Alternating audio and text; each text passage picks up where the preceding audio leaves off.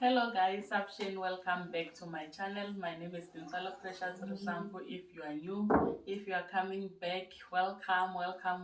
And please, if you are new, please subscribe to my channel and yeah, and join the family.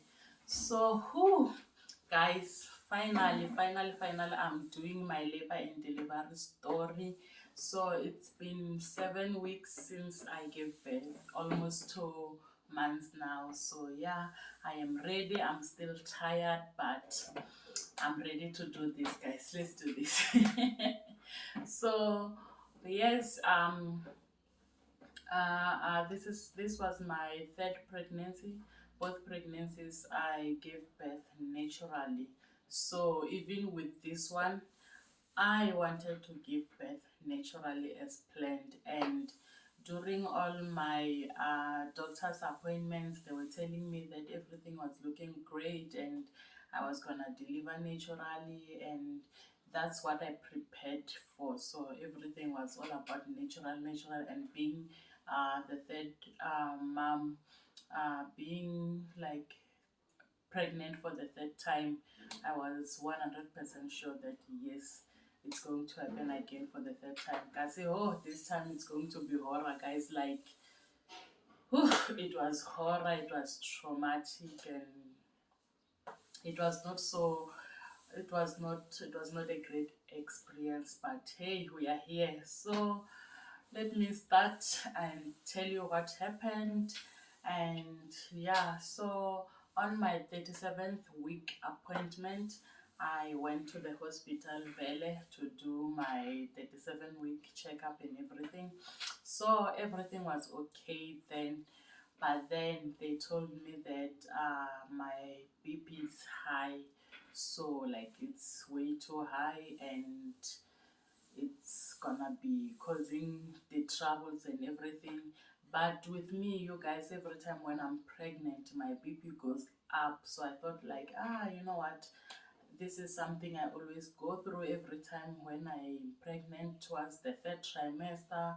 My BP starts to give me trouble, but it has never got to the point where I need to take medication or anything. It was just like, okay, your BP is high, so yeah, it's high, and then nothing happens.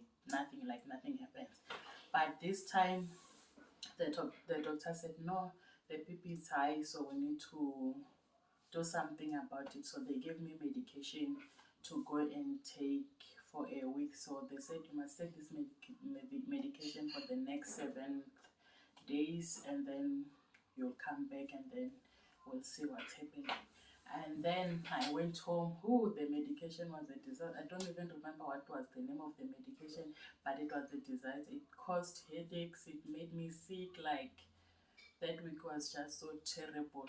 And then I went back. So when they gave me the medication, they told me that, you know what, next week when you come back, when you are 38 weeks pregnant, we're gonna induce you and we're gonna deliver your baby, because of this BP thing is very high and it's too risky. You know those doctors things, yeah. So come 38 week, on the 2nd of February. Yes, it was the 2nd of February, well, and then I was 38 weeks, couple of days, and then I packed my bags, and then we went to the hospital to get induced so I can deliver this baby.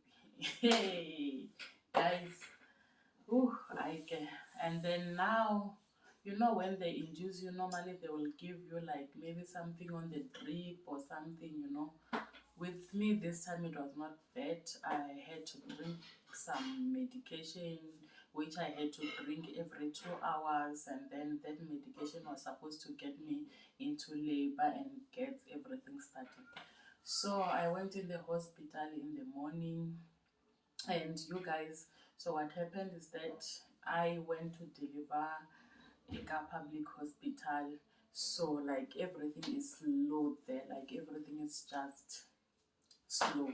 So I went in the morning, 7 o'clock in the morning, on the 2nd of February, right? And then I finally started taking the medication at 7 at night. So from morning 7 o'clock in the morning up until 7 o'clock at night, I was just sitting doing nothing at the hospital. Oh, I was so frustrated, but guys, it's life, ne? And then I started taking my medication at 7 o'clock at night, so I had to take that medication every 2 hours, right? So, okay, fine, 7 o'clock I start, I take my first 20 milliliter thing, so it was like this, yeah, 20 milliliter, yeah. So it was like the small cup, so I'll take it, and then I'll go to rest, and then I'll come again 2 hours later, take it, come take it every 2 hours. And then I think it was hour number 6, that's when I started feeling pains, and then but it was very mild pains. So yeah, okay, I'm like, oh, okay, it's working, so this thing is happening. Yo, and then when the missus comes to check me, oh, 1 centimeter, okay, at least we started to do something, because when before I started I was 0 centimeters, now I'm at 1 centimeters. I'm happy, we're making progress and everything. Oh, I finished the whole thing, so I think I was supposed to take it from 7 at night and then finish it tomorrow, I think around 1, I don't remember around what time, but I had to finish it the next day. And then come the next day, I finished my first round. Nothing happened. I'm just 1 centimeters. And then the doctors come to check me now and like, yo, you are still 1 centimeters.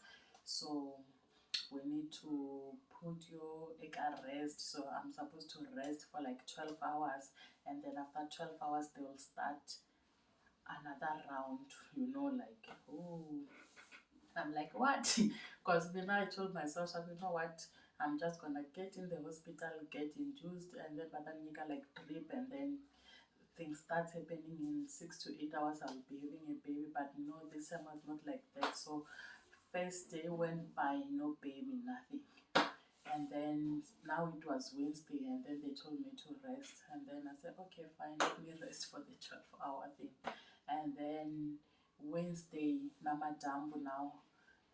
Also, the guy came to check me and said, you're not progressing, let's give you something. And then they give me something like they had to put like a balloon inside me, and then that balloon thing, local woman, it needs to come out. When it comes out, I'll be like 4 centimeters to 5 centimeters, and then they put that thing in. Oh, that thing was painful, like I was feeling cramps and everything. And they were like, oh, you see, now that you are having contractions, it means that you are progressing, it means things are happening. Yo, and then finally that thing comes out later that day on Wednesday.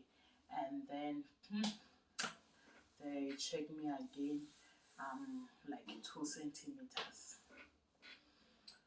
Oh, that was, oh, it was, I was like, no, what's happening? What's happening? Because these people are just trying everything, but I'm not progressing and stuff. So yeah, and then I started my second round again.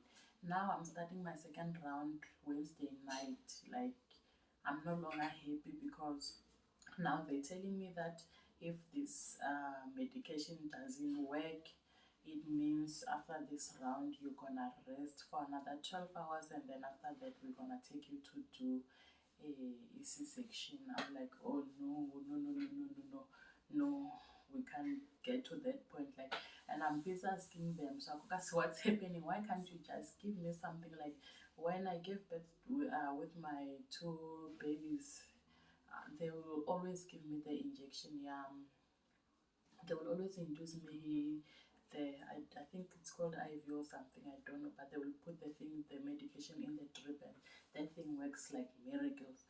And now this drinking thing here every 2 hours, it's just taking forever, and I'm not progressing. What's happening? They said, no, we started with this medication, so you need to do it again. If this doesn't work and the balloon thing since didn't work, it means after this round we're gonna take you to C-section. And now I'm stressing, like, oh, okay, fine. And then I start taking the medication Wednesday night again, and then I took the medication throughout the night.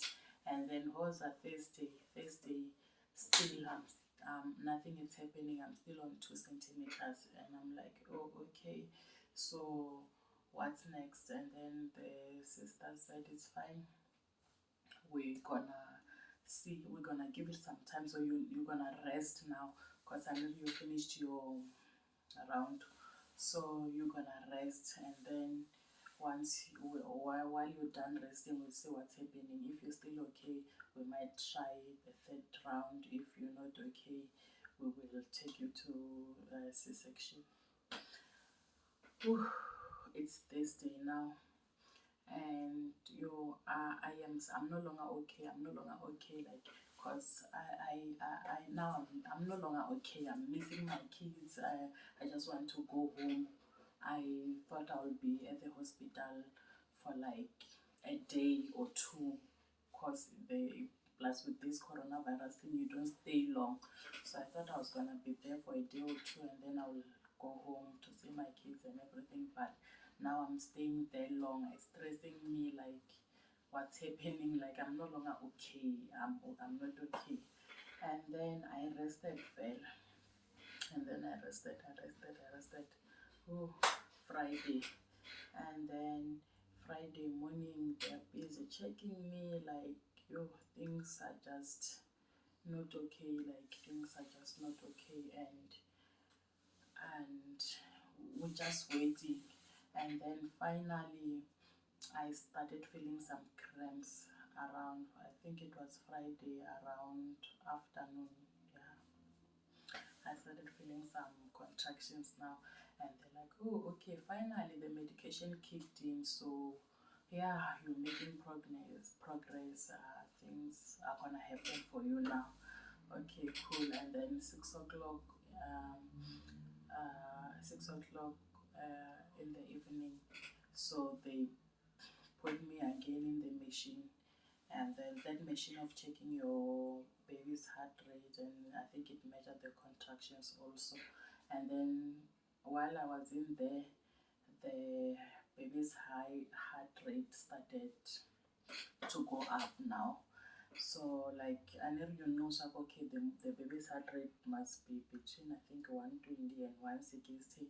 And now my baby's heart rate was between 160 and 180. Like, ooh, okay. And then I hit the bell, and then they came. I said, okay, the monitor's like this. So, and then the sister said, oh, your baby's heart rate is high. It's high. It's too high. You know.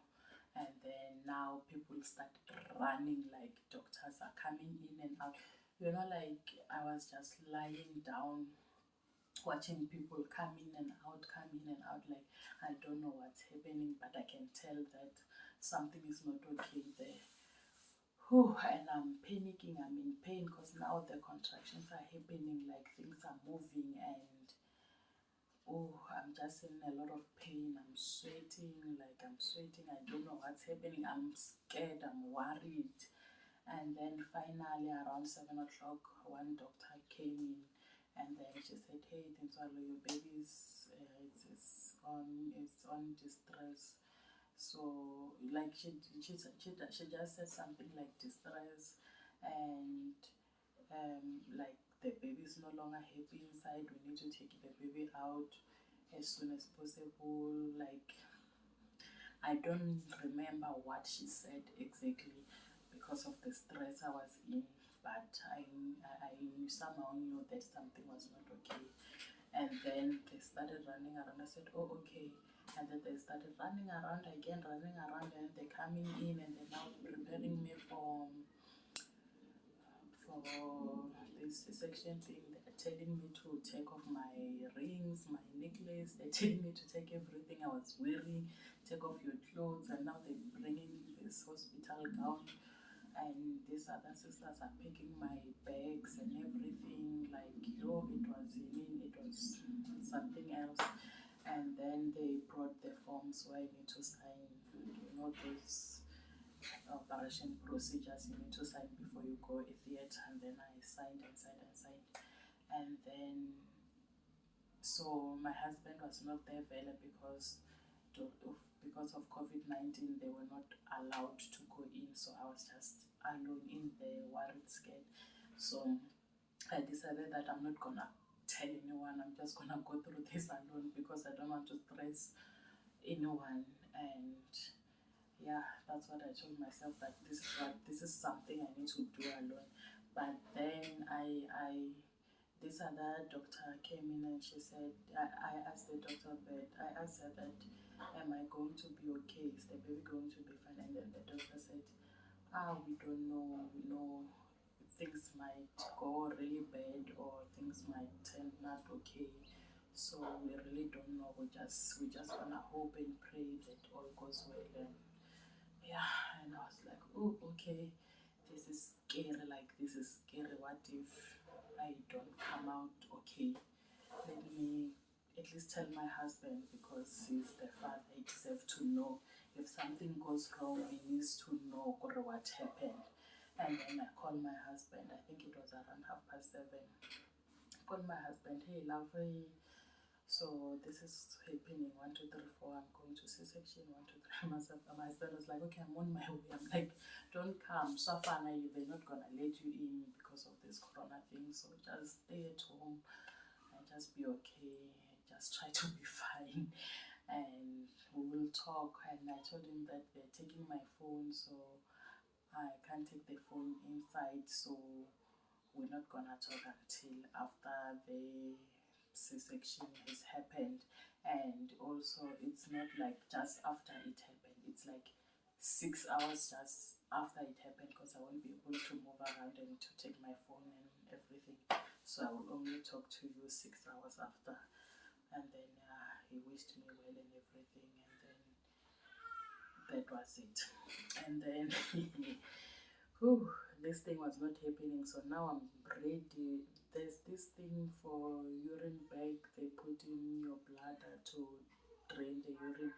They already put that in, so I'm ready for theater, but it's not happening. So like I'm waiting, and this doctor comes in and asks, like, what's happening? It's been a while, I've been ready, I'm waiting to go in, what's happening? And they said, this is a public hospital, so things takes a bit longer, so you might need to wait, but we're doing everything we can to get you in there as soon as possible.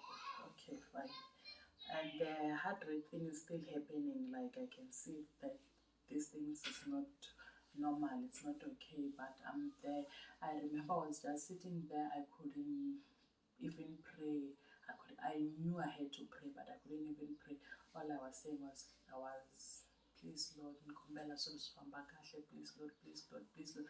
I just said please Lord like a million times that night, because I couldn't even pray, I couldn't even say anything. All I did was to beg the Lord to just make things right for me. You guys.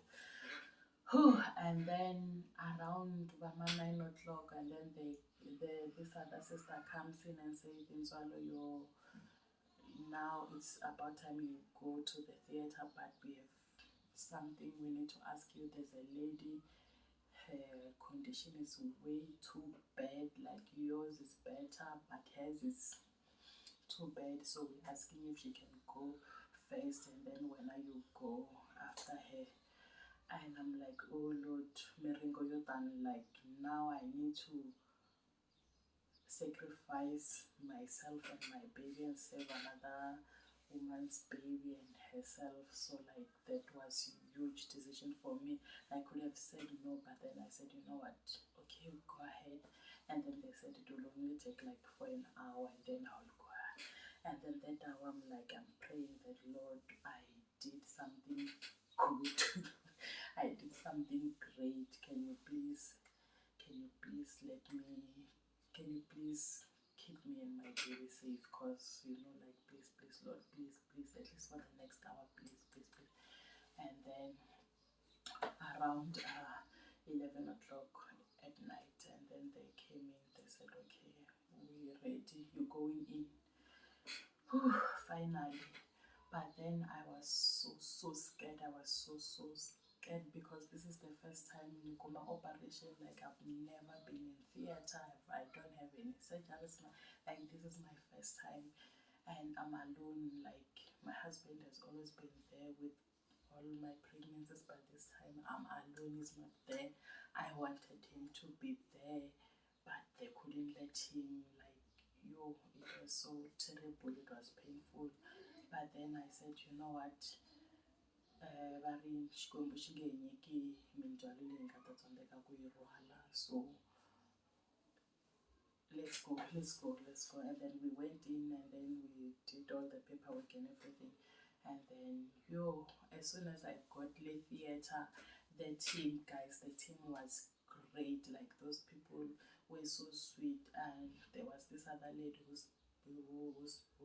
speaks Tsonga, so she was just there, like, talking to me in Tsonga. I felt like, oh, at least kuna someone who blah blah Changani, so yeah, like, that was everything to me. And then the rest of the team was so sweet, and they kept on talking to me, and they told me that everything is gonna be fine, and they just told me that I'm not gonna die, and the baby's gonna be okay. C-section is not as bad as that. Like, it's just a normal procedure. You're gonna get out of this thing or right and everything. Okay, fine. And then, you know, like, they distract you, like, they keep on talking to you, they ask you questions. Like, now I started feeling okay, and I started being comfortable, and I started being positive.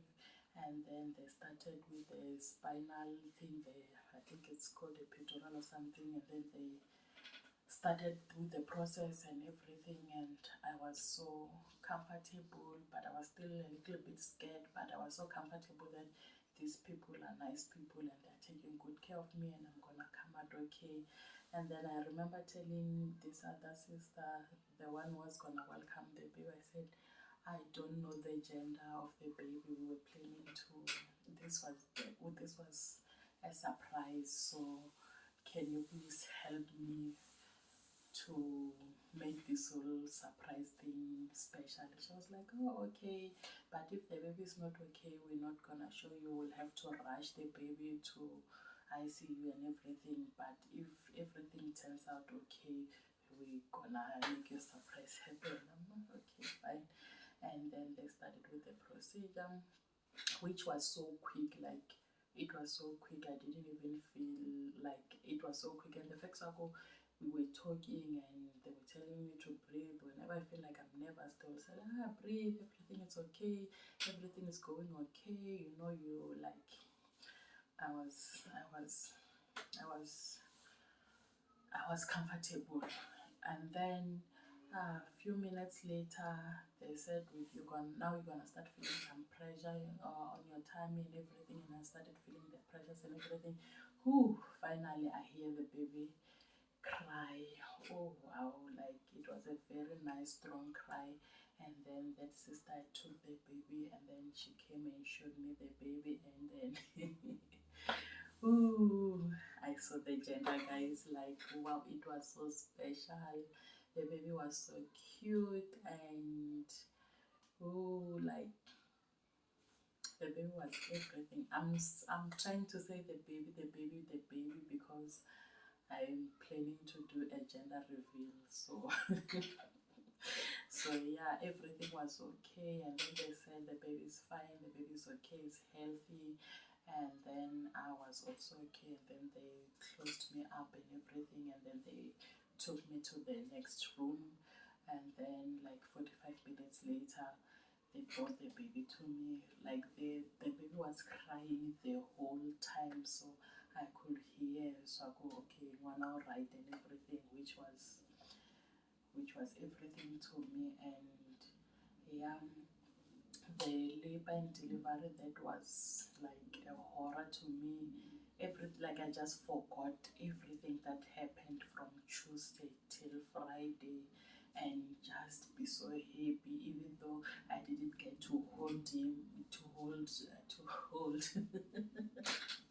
but I was okay, and I was grateful. And yeah, so, and then 45 minutes later, I held the baby for the first time, and it was priceless. It was everything. And whew, yeah, so the baby was born at 5 to 12 on the 5th of February, so almost around 6 nampunso, but yeah. And then we came out of the theater. We went to the, what is it called, maternity ward. Yeah, I think it's called maternity ward. And then we went there, and then we stayed there from 12 a.m. until they woke me up at 6 a.m. in the morning for my first medications and everything. And then that's when I managed to call my husband and to tell him the truth, and tell him, not the truth, and tell him that we have a baby and everything. So yeah, guys, that is my labor and delivery story. It started very badly, but it ended in a very, very good way. So I am happy, I am grateful, and yeah, here I am almost 2 months later, with a nice, beautiful, cute, healthy baby, and I'm also healthy. I'm recovering, so I'm gonna also do a video of my recovery and everything, guys. So yeah, this video is very, very long, guys. I know it's a long story and everything. So yes, thank you for watching, thank you for subscribing, thank you. If you haven't subscribed, please subscribe, please like, please share. And yeah, guys, I will see you guys in my next upload. Bye.